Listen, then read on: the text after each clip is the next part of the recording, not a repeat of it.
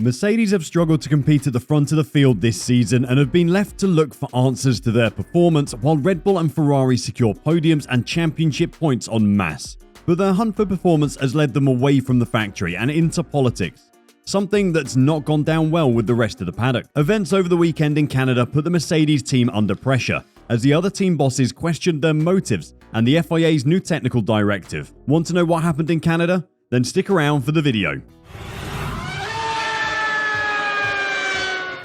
Formula 1 has always had a political element to it. Teams have played mind games against each other for years and protested each other's cars on a regular basis.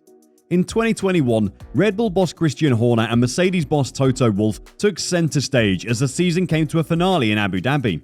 What should have been a weekend all about Lewis Hamilton versus Max Verstappen instead became about Christian Horner, Toto Wolff and race director Michael Masi.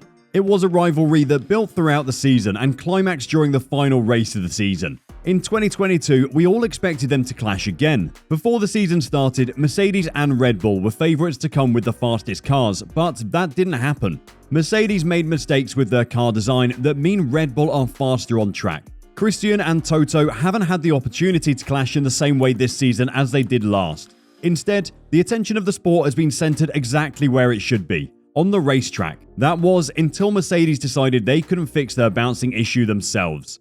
The team have been suffering from porpoising for much of the season. They seemed to resolve the problem in Barcelona, but then when the team got to Monaco and Baku, they were bouncing again. This time though, the car was bottoming out instead because they were running it so low to the ground. It was in Baku that the FIA decided they needed to step in with a technical directive to address the problem. The technical directive stated that later in the season, teams that were subjecting their drivers to too much vertical G-force would be punished by being forced to raise their ride height to solve the problem. If this did not prove to be a solution, their cars would be disqualified from the race. The technical directive also said that the teams could fit an extra floor stay in the meantime to address the problem immediately.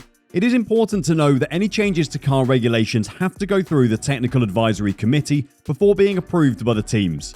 This extra floor stay did not go through that process and would not have been approved by the team if it did. The technical directive was issued on the Thursday before the race.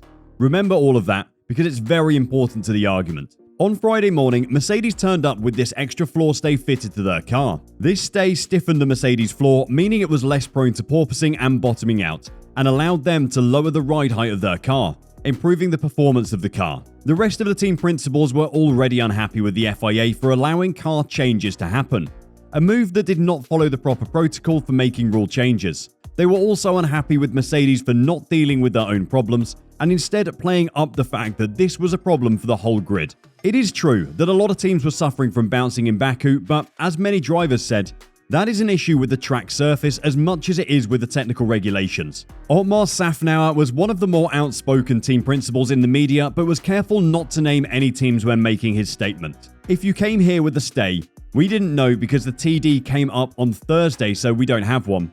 That just means you can stiffen the floor, run the car even lower and gain an aerodynamic advantage, said Safnauer. So to be able to do that, I think that isn't fair for the rest of us that couldn't bring a stay, for example. We've got to be careful that we don't change the playing field mid-season.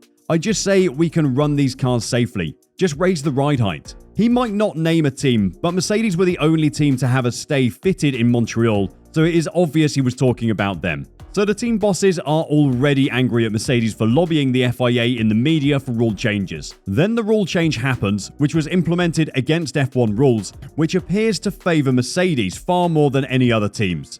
This obviously pisses them off even more. Then, Mercedes are the only team who are able to make use of the rule change because it was so short notice that no one else had time to make a new stay and fit it. So how did Mercedes have time? Well, the working theory in the paddock is that they knew about the technical directive before anyone else. There was already a bad feeling in the paddock about an ex-Mercedes executive, Shayla Ann Rowe, being appointed FIA Secretary General for Sport earlier in June. The combination of all this happening meant that emotions spilled over big time in the team principals meeting on the race weekend. And I mean big time. Witnesses to the meeting said it was unlike anything they've ever seen in F1. Far worse than any press conference has ever been. One witness said Mercedes boss Toto Wolff lost his shh. Another reported that he went into full Abu Dhabi spec. a reference to his famous outburst following Lewis Hamilton's loss to Max Verstappen in the World Drivers' Championship. Multiple sources have said that this was a full-blown shouting match between Toto Wolff and the other team bosses. While there isn't any footage of the meeting or direct quotes, it was all filmed by the Netflix crew. It should make for a very exciting episode of the docuseries next year. Christian Horner actually suggested that Toto was playing up for the cameras. I think there was an element of theatre going on in that meeting. Maybe with Lewis's new movie coming along, he's getting a role for it.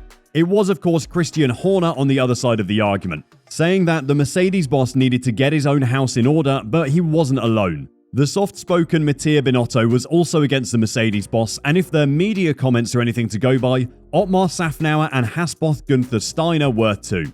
Toto was asked by Sky Sports about the meeting later in the day. This is a sport where you're trying to keep a competitive advantage or gain it, but this situation has gone too far, said Wolff. And team principals trying to manipulate what is being said in order to keep their competitive advantage and trying to play political games when the FIA tries to come up with a quick solution to at least put the cars in a better position is disingenuous, and that's what I said. The car is too stiff, or the car is bouncing, whatever you want to call it. This is a giant problem we're having in F1. It's a design issue that needs to be solved. We will have long-term effects that we can't even judge, and at any time, this is a safety risk. Then, coming up with little manipulations in the background or Chinese whispers or briefing a driver is just pitiful. The Mercedes boss was obviously fuming at how the meeting had gone, and at the other team's accusations against his team. The whole situation has gotten very complicated very quickly. It is a whole list of things that have annoyed the other team principals, and it seems that Mercedes benefiting from this technical directive has finally pushed things over the edge for them. Call it death by 1,000 cuts, if you will. Christian Horner had time to explain his position in all of this as well. What was particularly disappointing was the second stay, because that has to be discussed in a technical forum, said Horner. And that is overly biased to sorting one team's problem out, which were the only team that turned up here with it even in advance of the TD. So work that one out. This is obviously a thinly veiled questioning of Mercedes' relationship with the FIA. It is in line with Ottmar's comments as well, which makes us think that this is something that the teams are discussing behind closed doors. Horner continued by saying, "The issue with Mercedes is more severe than any other car. That is surely down to the team. That's within their control to deal with that. It's not affecting others. I know they've said that other drivers have been complaining. Our drivers have never complained ever about porpoising. Certainly, we haven't had an issue with bouncing. This isn't entirely true. Many teams had issues in Baku, for example. If you look outside of Azerbaijan, though, at the other races this season, it is very obviously Mercedes who have been the worst affected. Other teams suffered at the start of the season, but they made changes to their cars to solve the problem. Alpine, for example, reinforced their floor, sacrificing weight to do so." Horner finished by saying, "You can't just change technical regulations halfway through a season. If a car is dangerous, a team shouldn't field it. It has that choice. Or the FIA, they feel an individual car is dangerous, they always have a black flag at their disposal." There is a very clear divide forming in the paddock at the moment, and unfortunately for Mercedes, they are definitely on the wrong side of it. When the team principals unite, and they definitely are uniting against something that's happening in F1, they normally get their way. Whatever happens, the fallout from this is going to be huge and could have massive repercussions on the outcome of the season. What are your thoughts on the FIA letting teams change their cars mid-season in ways they couldn't at the start of the season? Is this a Mercedes problem or a problem for the whole grid? Let us know your thoughts in the comment section. Until we see you next time, drive safe and bye-bye.